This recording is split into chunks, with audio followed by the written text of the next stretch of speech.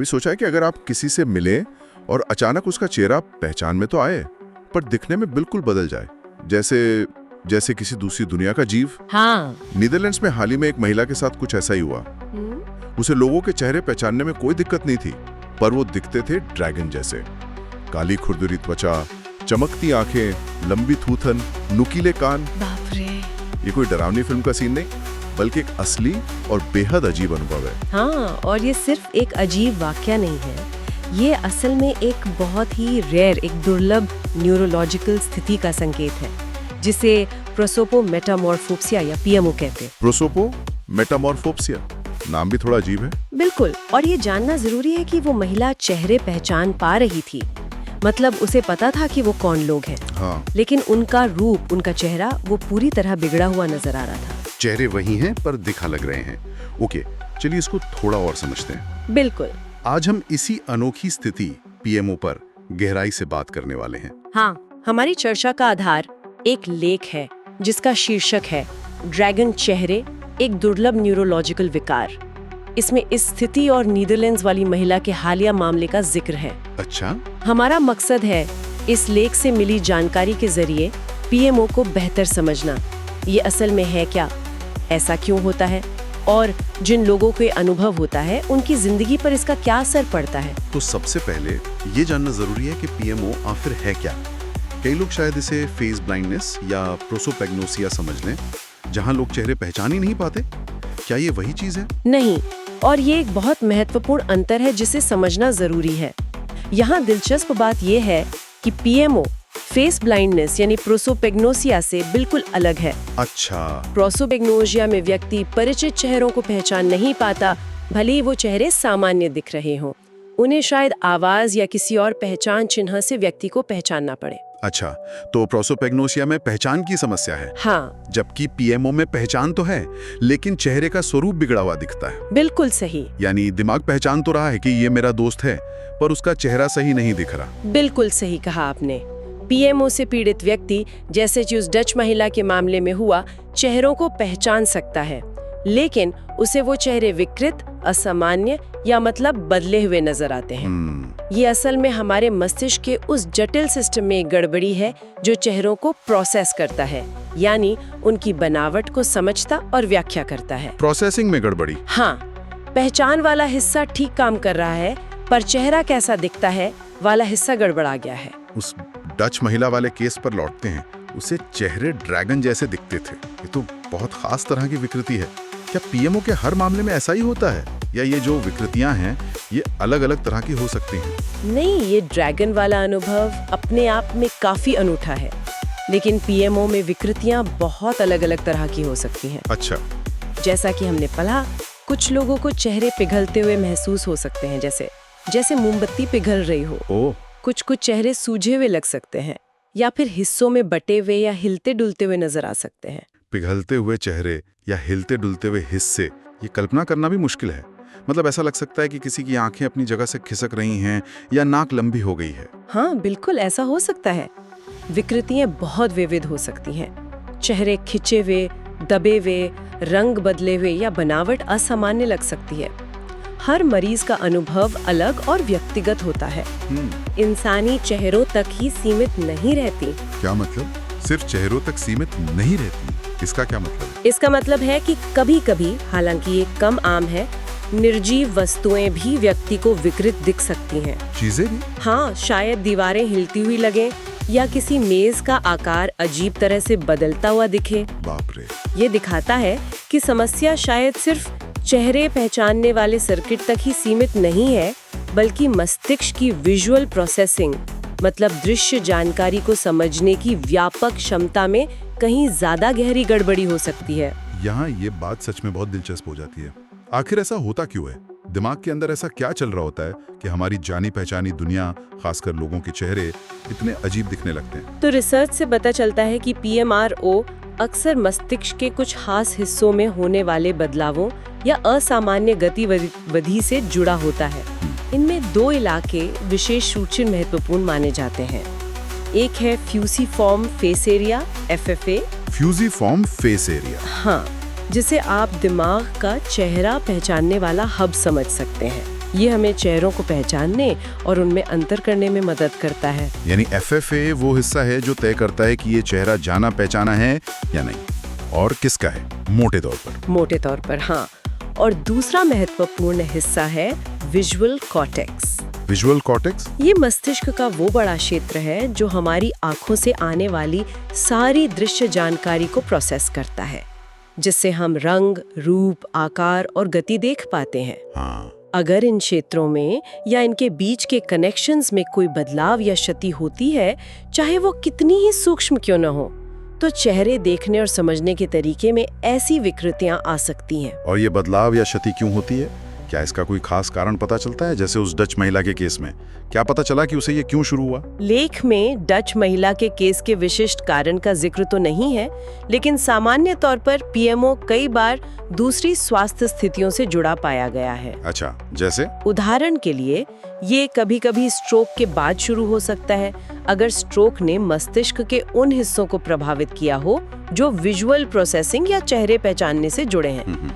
मिर्गी यानी एपिलेप्सी के दौरे या कभी-कभी गंभीर माइग्रेन के साथ भी इसके लक्षण देखे गए हैं। अच्छा, यानी ये किसी दिमागी घटना के बाद अचानक शुरू हो सकता है या धीरे-धीरे भी विकसित हो सकता है? दोनों तरह से हो सकता है। कुछ मामलों में ये अचानक शुरू होता है, किसी स्पष्ट घटना के बाद। राइट। लेकिन कुछ लोगों में यह धीरे-धीरे भी विकसित हो सकता है, बिना किसी स्पष्ट कारण के। कई बार कोई निश्चित कारण पता लगाना मुश्किल भी होता है। महत्वपूर्ण बात यह है कि यह मस्तिष्क की कार्यप्रणाली में वास्तविक बदलावों का नतीजा है। राइट। जरा सोच कर देखिए, ये अनुभव कितना परेशान करने वाला होगा। रोजमर्रा की जिंदगी में अपने दोस्तों, परिवार वालों, सहकर्मियों के चेहरे इस तरह बिगड़े हुए, शायद डरावने दिखना। बिल्कुल। ये सिर्फ देखने की बात नहीं, ये भावनात्मक रूप से भी तोड़ देने वाला अनुभव होगा। बिल्कुल। लेख इस बात पर जोर देता है कि यह स्थिति सिर्फ एक अजीब जिज्ञासा का विषय नहीं है, बल्कि इससे गुजरने वाले व्यक्ति के लिए ये बेहद दुखद और तनावपूर्ण होती है। हाँ। कल्पना कीजिए कि आप किसी प्रियजन से बात कर रहे हैं और उनका चेहरा लगातार बदल रहा है या विकृत दिख रहा है। ये सामान्य सामाजिक संपर्क को भी भयानक बना सकता है। और मुझे लगता है कि सबसे मुश्किल शायद ये होता होगा कि लोग इसे समझते नहीं होंगे। हाँ, ये बहुत बड़ी बात है। अगर कोई कहे कि मुझे तुम्हारा चेहरा ड्रैगन जैसा दिख रहा है, तो शायद लोग उसे मजाक समझेंगे या सोचेंगे कि उसे कोई मानसिक बीमारी है। हाँ, और ये एक बहुत बड़ी चुनौती है। इस जानकारी के मुताबिक PMO को अक्सर गलती से सिजोफ्रेनिया या किसी अन्य गंभीर मनोरोग समझ लिया जाता है। मनोरोग? हाँ, क्योंकि इसमें भी अजीब चीजें दिखती हैं, हैलुसिनेशन होते हैं। लेकिन PMO मूल रूप से एक न्यूरोलॉजिकल यानी मस्तिष्क की संरचना या कार्यप्रणाली से जुड़ी समस्या है, ना कि प्राथमिक रूप से कोई मनोरोग। अच्छा। हालांकि इससे पैदा होने वाला तनाव और अलगाव निश्चित रूप से मानसिक स्वास्थ्य पर असर डाल सकता है। गलतफहमी का नतीजा ये भी होता होगा कि मरीज को सही निदान और मदद मिलने में बहुत देर हो जाती होगी। बिल्कुल। शायद वो सालों तक मनोचिकित्सकों के चक्कर लगाते रहें, जबकि समस्या न्यूरोलॉजिकल हो। निश्चित रूप से सही निदान महत्वपूर्ण है और इसका सामाजिक प्रभाव भी बहुत गहरा होता है। जब किसी को लोगों से मिलने जुलने में ही डर लगने लगे कि उनके चेहरे अजीब दिखते हैं, तो वो धीरे धीरे खुद को सबसे अलग कर लेता है। हाँ, बिल्कुल। ये सामाजिक अलगाव और अकेलेपन का कारण बन सकता है, जो अपने आप में बहुत तकलीफदेह है। सोचिए, इंसानी जुड़ाव के लिए चेहरे कितने जरूरी हैं, और अगर वही विकृत दिखे तो क्या होगा?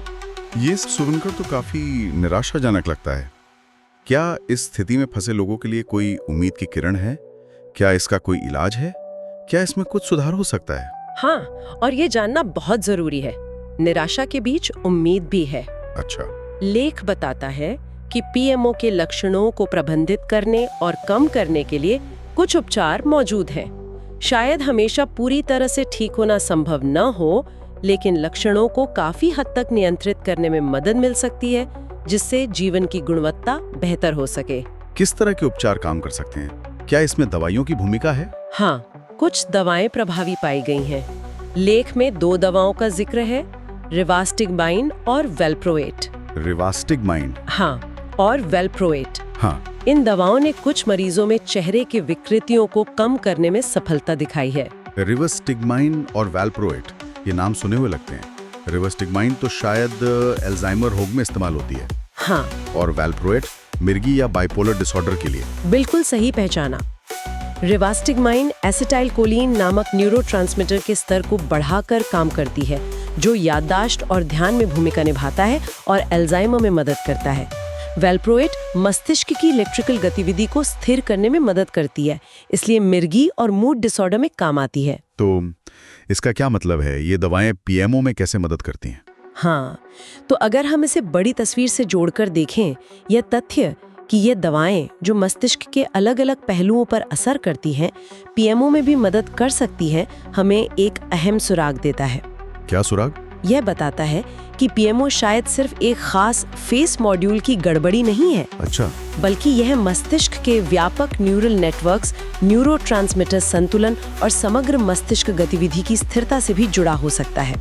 ये दवाएं शायद उन नेटवर्क्स को स्थिर करके या उनमें संतुलन लाकर काम करती हैं, जिससे विजुअल परसेप्शन यानी दृश्य धारणा बेहतर होती है। अच्छा, ये दिखाता है कि मस्तिष्क के विभिन्न कार्य कितने जुड़े हुए हैं। तो इसका मतलब ये है कि जिन लोगों को पीएमओ है उनके लिए जानना राहत की बात है कि उनकी स्थिति समझी जा रही है और ऐसे उपचार हैं जो शायद मदद कर सकें। वे कुछ हद तक सामान्य जीवन जीने की उम्मीद रख सकते हैं। हाँ, लेख इसी सकारात्मक दिशा की ओर इशारा करता है। ये उपचार मरीजों को सामान्य स्थिति की भावना वापस पाने की एक उम्मीद देते हैं।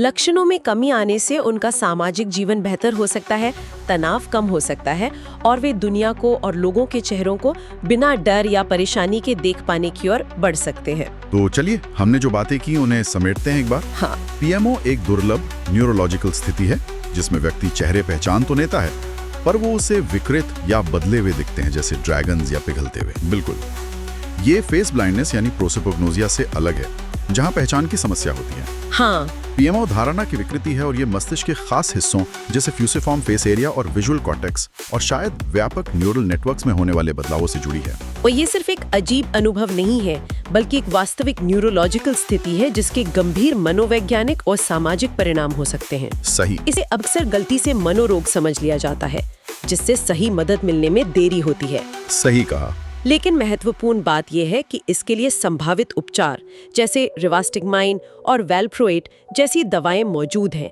जो लक्षणों को कम करने और प्रभावित लोगों को बेहतर जीवन जीने में मदद कर सकते हैं। जागरूकता बढ़ाना यहाँ बहुत जरूरी है। वाकई, जितना ज्यादा लोग इस स्थिति के बारे में जानेंगे, उतना ही वे इससे पीड़ित लोगों के प्रति संवेदनशील और मददगार हो पाएंगे। हाँ, और ये पूरा अनुभव हमें एक ज्यादा गहरे सवाल पर सोचने के लिए भी मजबूर करता है। क्या सवाल? ये अनुभव हमें इस बारे में क्या सिखाता है कि हमारा मस्तिष्क वास्तविकता का निर्माण कैसे करता है।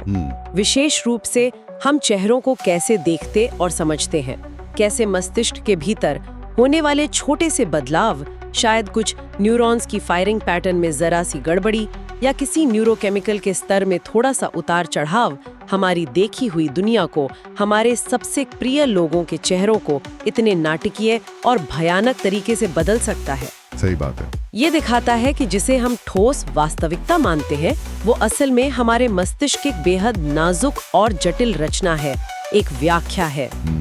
थोड़ा सा बदलाव और पूरी तस्वीर बदल सकती है। इस पर सोचना थोड़ा असहज कर सकता है, लेकिन ये हमारे दिमाग की शक्ति और उसकी नाजुकता दोनों को उजागर करता है।